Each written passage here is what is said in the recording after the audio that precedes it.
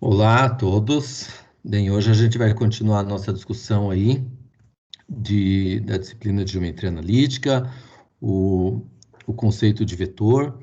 Então, na nossa última aula, nós discutimos o vetor, o conceito de vetor, sob um ponto de vista puramente geométrico. Hoje a gente vai introduzir a parte analítica, né? A gente vai estudar agora esse conceito de um ponto de vista tanto geométrico quanto algébrico. Daí o nome geometria analítica, né? A geometria vista de uma forma algébrica analítica. E nós vamos começar essa discussão com os vetores no plano, né? Porque é mais simples, a essência de muitas ideias que a gente vai fazer depois no espaço tridimensional, a essência está nas coisas que a gente vai discutir aqui para vetores no plano, tá? Então, essa aqui é a nossa conversa de hoje, né? R2 aqui é uma notação clássica para indicar o conjunto dos pares ordenados de números reais, tá? E que ele é naturalmente identificado com o plano. Pois bem, então, no nosso espaço aqui vetorial, né? Espaço não em relação a estar no tridimensional, mas porque é um conjunto de vetores com uma certa estrutura, né? E o R2 aqui é justamente que é o conjunto dos pares, é o plano, e aqui a gente vai considerar um sistema de coordenadas cartesianas, tá? E considerando esse sistema de coordenadas, vamos pegar um vetor. Um vetor, conforme nós já vimos na discussão da aula passada, que pode ser representado por segmentos orientados. Então, aqui a gente tem 5 segmentos orientados que representam o mesmo vetor, né? São representantes diferentes para o mesmo vetor. Por que é o mesmo vetor? Porque todos eles têm as mesmas 3 características: mesma direção, mesmo sentido e o mesmo comprimento. Tá? Então, a questão é a seguinte: como que a gente pode representar esse vetor dado por essas 3 características aqui, né? Essa direção, esse sentido e esse comprimento, como que a gente pode representá-lo algebricamente? Tá? Então, a questão vai ser simples. Basta escolher desses representantes, ou dos infinitos representantes desse vetor, dos infinitos segmentos orientados, um bem adequado. E qual vai ser? Aquele que começa na origem. Então, esse aqui vai ser o representante. Ao escolher esse representante, a outra extremidade dele, a extremidade final dele, vai ser um ponto do plano. Vai ser um ponto do plano. E as coordenadas desse ponto P do plano, que são xy, vão ser as coordenadas do vetor V. Tá? Então, se o vetor V é representado por esses segmentos orientados, nós vamos representá-lo por um par ordenado que tem as mesmas coordenadas do ponto P, que é essa extremidade final do segmento, quando a extremidade inicial for a origem. Então, basicamente é isso. Escolhendo ele partindo da origem, o ponto aqui, que é o final, vai ter as suas coordenadas, vai ser um par ordenado. Então, as coordenadas desse ponto vão ser as coordenadas do vetor, tá? Então, é dessa maneira aqui que a gente vai representar algebricamente um vetor no plano, com um par de números dessa maneira, tá? Note que agora, os pares ordenados, eles vão ser usados de 2 maneiras, né? Um par ordenado pode, por exemplo, representar um ponto no plano, como a gente já está habituado na escola, né? Por exemplo, aqui nesse gráfico, a gente tem esse pontinho aqui representado pelo par ordenado 4, 2, ó. Abscissa 4, ordenada 2. Mas como a gente acabou de ver, o mesmo par ordenado 4, 2 também pode ser usado para representar esse vetor V. Então, esse vetor aqui também vai ser representado pelo par ordenado 4, 2. Não é para causar confusão, porque o contexto é para deixar claro quando que um par ordenado vai representar um ponto, e daí na hora de fazer, digamos, uma figura, uma ilustração, a gente vai representar um pontinho, ou quando esse par ordenado vai representar um vetor, e daí a gente desenha um segmento orientado, partindo da origem. Tá? Quero representar o vetor por um outro segmento orientado? Eu posso, né? Eu posso representar por qualquer segmento orientado que tenha a mesma direção, sentido e comprimento. mas aí vai depender da conveniência de você escolher um ou outro representante. Aqui, para as coordenadas, é esse representante que mais convém. Tá? Bem, e agora a gente vai revisitar os conceitos que nós vimos na última aula, daquele modo puramente geométrico, só que agora tentando dar essa caracterização algébrica. Então, nós já tínhamos visto que a soma de vetores, então, por exemplo, né, vamos discutir a soma de vetores. Nós já tínhamos visto um jeito de fazer a soma de vetores, que era a regra do triângulo ou a regra do paralelogramo. Aqui, como eu estou considerando os dois partindo do mesmo ponto, eu vou considerar a regra do triângulo, do paralelogramo. Né? Como que nós vimos a soma, né? Como obter essa soma? Geometricamente, como nós já tínhamos visto, é simplesmente você completar o paralelogramo, né? E pegar essa diagonal. Então, aqui nós temos a soma. Mas a questão é, se o vetor U é representado por esse par ordenado e o V é representado por esse par ordenado, qual par ordenado vai representar esse vetor aqui? Algum palpite? Pois bem, é a coisa mais natural que vai acontecer, justamente a soma das abscissas e a soma das ordenadas. Né? Então, essas coordenadas aqui do vetor soma, né, do vetor U mais V, então aqui a abscissa e a ordenada vai ser justamente essa soma aqui, e a ordenada vai ser essa soma das ordenadas. E a gente vai enxergar isso facilmente com auxílio de umas figuras que eu vou colocar junto aqui, que são esses dois triângulos aqui. Então, note, aqui nós temos o U com a sua coordenada x1 e a outra coordenada y1, aqui o V com a sua coordenada x2 e a outra coordenada y2. Então, note o seguinte, como isso aqui é V, né, isso aqui é x2 e isso aqui é y2, esse triângulo aqui é congruente, porque esse vetor aqui, ó, também é V, esse vetor aqui também é V, então essa medida aqui, ó, também é x2, essa medida aqui também é y2, tá? Então, o que é essa medida total aqui, ó, daqui até aqui? É tudo isso aqui que é x1, mais esse pedaço que é x2. E a altura desse vetor soma, essa altura total aqui, é esse pedaço aqui, que é o mesmo que esse, que é o y1, mais esse pedaço aqui, que é o y2, que corresponde a esse aqui. Então, daqui nós temos a soma de um jeito muito natural. Basta somar componente a componente. Tá? E essa figura, basicamente, é o que justifica isso. Tá? E a outra operação que nós vimos envolvendo vetores na última aula, que daquela forma puramente geométrica, a gente aqui também pode caracterizar algebricamente. Então, dado um vetor e um escalar, como que eu vou multiplicar o escalar pelo vetor? Nós já tínhamos visto que multiplicar o escalar por um vetor vai dar um vetor de mesma direção, o sentido vai depender do sinal do escalar, né? É o mesmo, se é positivo, ou o contrário, se é negativo. Nesse caso aqui, o escalar é 2, nessa figura. E o tamanho desse vetor é o tamanho do vetor V vezes o valor absoluto do escalar. Tá? Mas a questão aqui é, quais são as coordenadas de αv? Qual é o palpite? Multiplicar alfa por cada componente de V? Isso, é exatamente isso. E a gente enxerga que é isso usando semelhança de triângulos, né? Então, essas coordenadas aqui do vetor αv, né? Que é esse vetor todo aqui, é o αv. Essas coordenadas aqui, a abscissa e a ordenada dele, já que eu estou desenhando ele a partir da origem. Então, as coordenadas do αv são esses números aqui. E pela semelhança desse triângulo pequeno e desse triângulo grandão, a gente vê que isso aqui é αx1, né? E isso aqui é αy1, né? Porque essa hipotenusa aqui para essa outra aqui foi multiplicada por alfa. Então, desse cateto aqui para esse outro cateto, multiplica por alfa também. E desse para esse também. Ou seja, usamos aqui basicamente o teorema de Tales. Então, está aqui. Multiplicação de um escalar por vetor é simplesmente multiplicar o escalar por cada componente do vetor. Tá? Bem, e se a gente tem um vetor definido por dois pontos? Por exemplo, né, digamos que eu tenho aqui o ponto A de coordenadas x1 e y1, então eu tenho a abscissa x1 e a ordenada y1 do ponto A. E o ponto B tem uma abscissa x2 e uma ordenada y2. E aí a gente tem o vetor V, é o vetor AB. Como que a gente vai obter as coordenadas do vetor AB?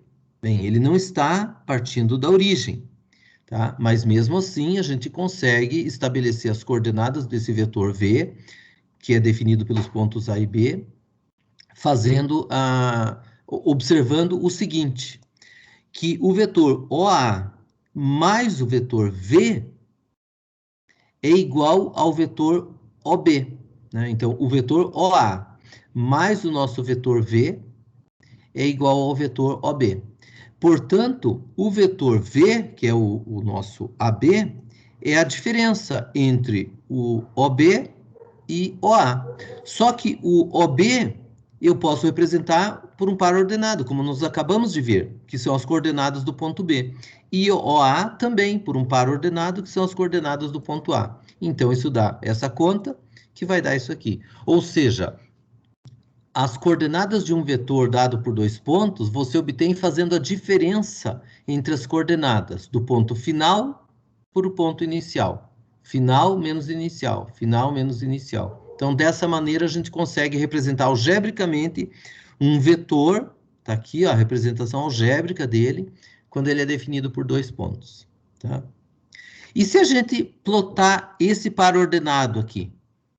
Bem, plotar esse par ordenado, você pode pensar ele de duas maneiras, como um ponto do plano ou como um vetor. Se você plotar como um ponto, você vai ver um pontinho. Se você plotar isso aqui como um vetor, você vai fazer o segmento orientado da origem até esse ponto aqui. O que que a gente vai enxergar? Exatamente esse ponto aqui, tá? Então, se você plotar o ponto de coordenadas x2 menos x1, y2 menos y1, é esse ponto.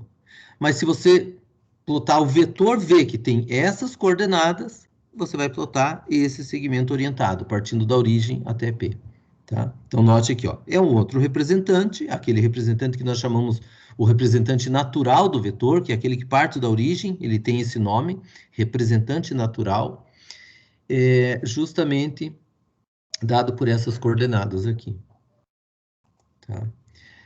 Por exemplo, ó, então imagine que a gente tem aqui alguns pontos, A, B, C, D e P. Então, o ponto A é o ponto 2 e 3, né? O ponto B é o ponto 6 e 4, aqui o ponto C, etc., o ponto D e o ponto P. Né? Então, note que os vetores OP, AB e CD são iguais, tá? São iguais. Por quê? Porque B menos A vai dar 4, 1. D menos C vai dar 4, 1 também. E OP, P menos O, vai dar 4 e 1. Ou seja, aqui nós temos três representantes para o mesmo vetor, e quando você faz a conta indicada no slide anterior, né, a diferença entre o final menos o inicial, vai dar as coordenadas desse ponto, que são as coordenadas do vetor V. Então, as coordenadas do vetor V são justamente as coordenadas do ponto P, ou seja, 4, 1. Então, quem é esse vetor V aqui dessa figura? É o vetor 4, 1. Tá? Então, tá aqui, ó, o vetor V é o vetor OP, que é o mesmo que B menos A, que é o mesmo que D menos C, que é o vetor 4, 1. Tá? E uma coisa importante aqui também nesse contexto, que nós já falamos na aula passada, e agora vamos repetir aqui algebricamente, é o seguinte, que nós podemos aqui, por exemplo, enxergar o ponto B como sendo o A mais V. Né? Note aqui, ó, o ponto A, em coordenadas agora, o ponto A mais o vetor V, que está aqui, ó. Então, esse ponto A mais o vetor V vai dar 6 e 4, que é justamente o ponto B. Tá? Da mesma maneira, o ponto D é C mais V. C mais V. C mais V vai dar justamente o ponto D. Tá? Então, soma de ponto com vetor resulta ponto, tá? E isso também segue aí, naturalmente dessas relações que nós vimos. Tá? Vamos ver agora alguns exercícios. Um exercício bem interessante aqui. Vamos encontrar esses três pontos. Já vocês vão entender porque eu peguei esse ponto meio complicado aqui com abscissa 1 e ordenada 1/10, tá? Mas tem uma coisa por trás desse exemplo aqui. Então, tem o ponto menos 1 e menos 1, o ponto 1 e 1/10 e o ponto 7/2 e 3/2. Tá? Quero saber se esses pontos são colineares. Bem, a princípio, se a gente, né, colocar isso aqui num papel e plotar, por exemplo, traçar a linha entre A e C para ver se o B está nessa linha, a gente vai enxergar isso aqui. Bem, dependendo da precisão do teu desenho, você vai responder que o ponto B está alinhado com A e C, ou seja, que eles são colineares. No entanto, aqui tem um detalhe importante. Em matemática, uma figura, eu já disse várias vezes aqui, ela é fundamental, ela é extremamente importante para ilustrar, às vezes para dar uma ideia, mas uma figura somente não basta, porque a figura ela pode às vezes nos enganar, que é o caso desse exemplo aqui. Os pontos não são alinhados como a gente vai ver agora. E como que você verifica isso? Algebricamente, fazendo as contas, né, usando algum tipo de argumento algébrico. Bem, e qual é a condição de alinhamento desses 3 pontos aqui? Se os vetores, por exemplo, AB e AC, ou AB e BC, ou BA e BC, enfim, se 2 vetores formados por esses 3 pontos forem paralelos, né, um múltiplo do outro, os pontos são alinhados. Tá? Então, a condição de alinhamento de 3 pontos equivale aos vetores, por exemplo, AB e AC serem paralelos. Tá? Então, vamos calcular aqui, ó, AB, que é o mesmo que B menos A. Então, B menos A vai dar 2 e 1/10 mais 1, que vai dar 11 décimos. E AC é C menos A, vai dar 9 meios e 5 meios. Tá aqui. Tá? E note o seguinte, será que AB é múltiplo de AC? Será que AB e AC são múltiplos um do outro? Para isso ocorrer, né, a razão entre as coordenadas aqui 9 meios e 2 e a razão entre 5 meios e 11 décimos teria que ser igual. Mas não é. 9 meios dividido por 2 dá 9 quartos e 5 meios dividido por 11 décimos dá 25 sobre 11, que não é a mesma coisa que 9 quartos. Tá? Então, como essas razões aqui não são iguais, esses vetores, as coordenadas não são proporcionais. E a proporcionalidade foi o que nós vimos agora há pouco, que ela caracteriza o paralelismo de vetores, que 2 vetores têm a mesma direção. Né? Um é múltiplo do outro, tem a mesma direção, e isso não ocorre aqui. Então, os pontos não são alinhados, apesar do desenho deixar isso talvez na dúvida, deixar a gente na dúvida e com palpite de que sim. Tá? Então, é um exemplo importante esse aqui. Bem, agora vamos, baseado nesse mesmo exemplo, fazer a seguinte pergunta. Aqui a gente tinha colocado 1/10 como sendo a ordenada do ponto B. Eu só alterei aqui para um valor, para um parâmetro m. Tá? A pergunta é, qual deve ser esse valor de m, já que o 1/10 não dá o alinhamento dos 3 pontos? Qual deve ser esse valor de m? Modificar um pouquinho aqui essa ordenada, essa altura, por um pouquinho aqui, ó, um pouquinho para cima, um pouquinho para baixo, de modo que sim, eles sejam alinhados. Bem, aí eu vou impor a condição que AB e AC sejam paralelos. Né? Então, AB é o vetor 2 e m mais 1, né? Ó, 2 e m mais 1. AC é o vetor 9 meios e 5 meios. E a condição de paralelismo é que essas coordenadas aqui sejam proporcionais, né? Essas daqui proporcionais a essas. Isso é o mesmo que dizer que 9 meios dividido por 2 tem que ser igual a 5 meios dividido por m mais 1. Tá aqui, ó. Tá? Então, o paralelismo é equivalente à proporcionalidade das coordenadas. E daqui a gente facilmente resolve esse sisteminha aqui, resolve essa equação, e chega em m igual a 1/9. Então, ao invés de 1/10, é 1/9, um valor muito próximo, que, de fato, na primeira imagem ele podia enganar e sugerir que eles eram alinhados e não eram, mas com 1/9, sim, eles são alinhados. Tá? Agora vamos para um outro exercício, também um exercício interessante. Então, vamos considerar um paralelogramo no qual eu conheço 2 vértices, A e B. Então, A e B são vértices de um paralelogramo, vértices consecutivos de um paralelogramo, e M é o ponto de interseção das diagonais, que, como nós já vimos na outra aula, as diagonais se cruzam num ponto que é o ponto médio das duas diagonais. O ponto de interseção das diagonais é o ponto médio dessas diagonais. Tá? Pois bem, tendo essa informação do ponto A, do ponto B e do ponto que é o encontro das diagonais, eu quero achar os outros 2 vértices. Tá? Onde estarão esses outros 2 vértices? Bem, Um deles vai estar aqui, ó, o C. Por quê? Porque o M é o ponto médio da diagonal AC. Então, se o A está aqui e o M está aqui, o C tem que estar aqui para cima, de modo que M seja ponto médio de AC.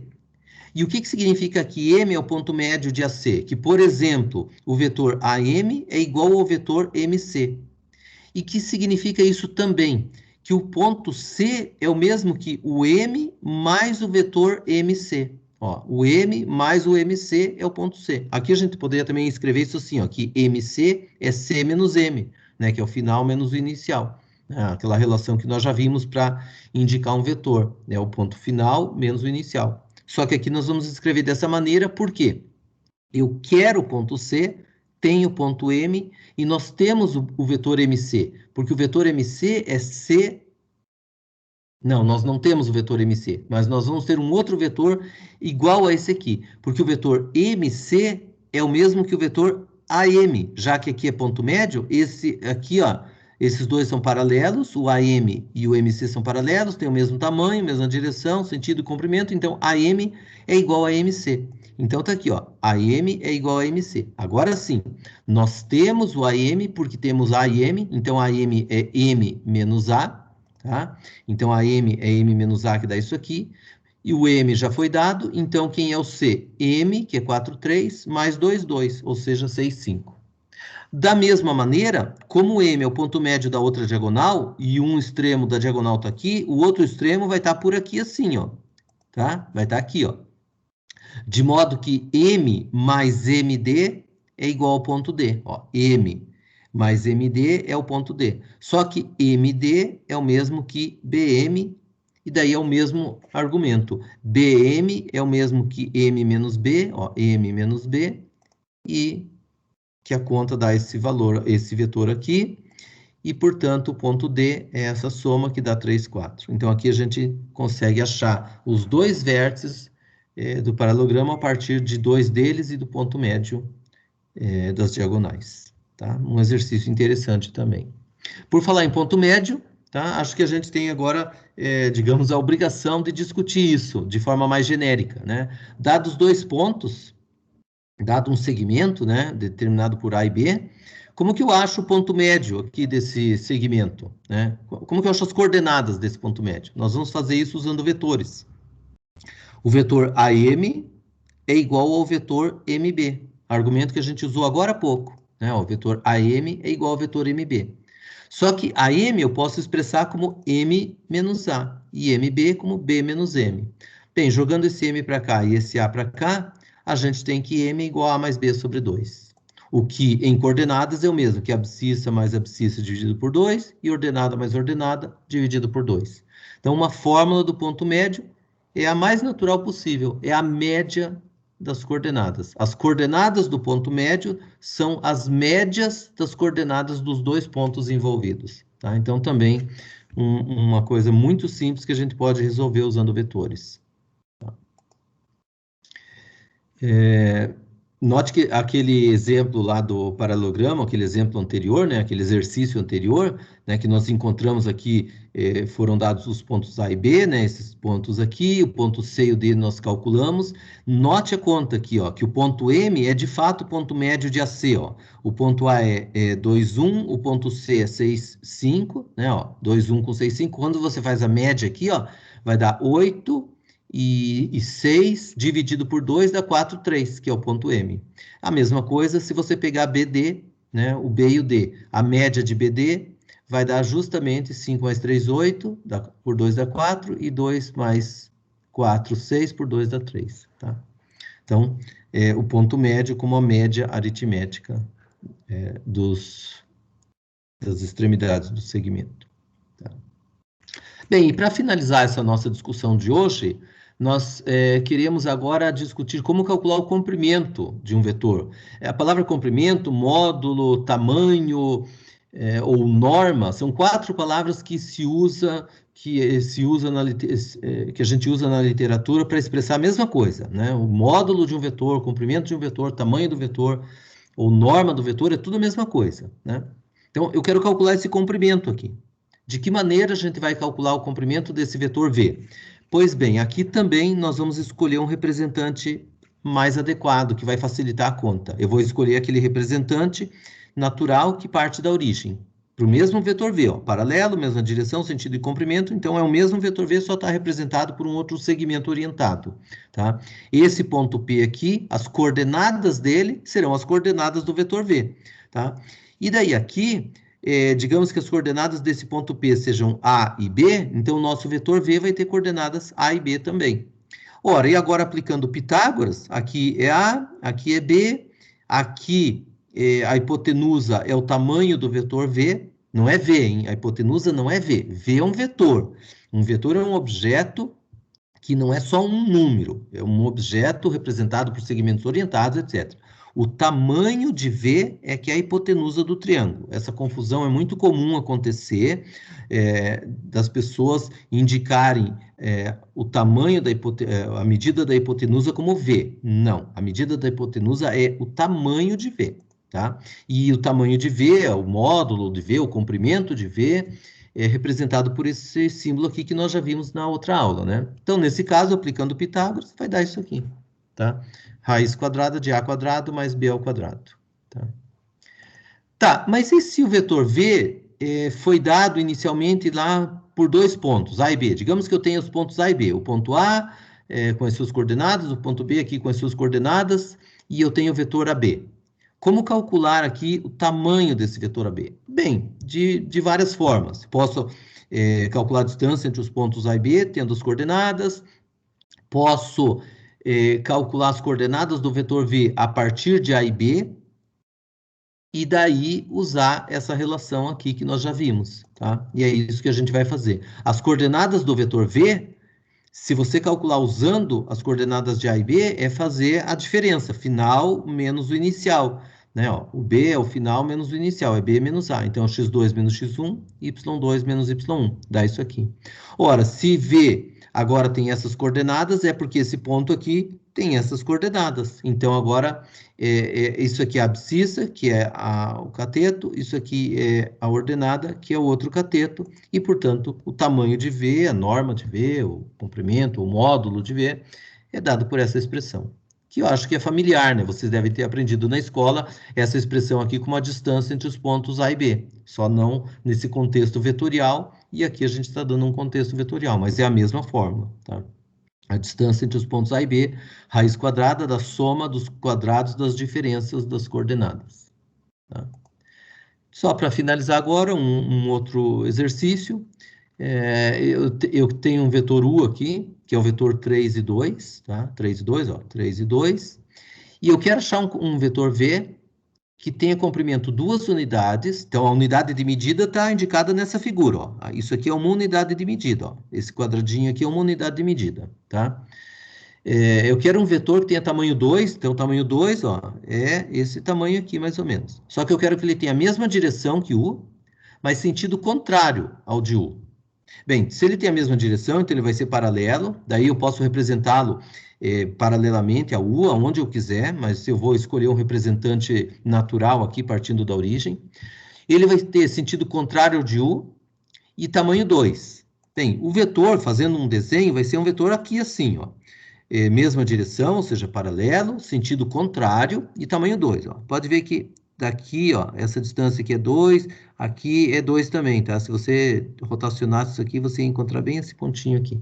Mas a questão é o seguinte, isso aqui é só a figura, eu quero algebricamente. Eu tenho o vetor 3, 2, eu quero algebricamente obter as coordenadas do vetor V, que tem a mesma direção que U, sentido contrário a U, e tem tamanho 2. Ora, essa conta aqui vai dar o nosso vetor. Por ser paralelo a U, ter a mesma direção que U, ele vai ser um múltiplo de U. Por ter sentido contrário, essa constante que multiplica tem que ser negativa. E por ter tamanho 2, essa constante vai ter que envolver o 2 e o tamanho de U. Note que, quando você calcula o tamanho do vetor V, vai ser o valor absoluto dessa constante, ou seja, 2 sobre o tamanho de U, vezes o tamanho de U. Cancela, vai ficar 2, tá?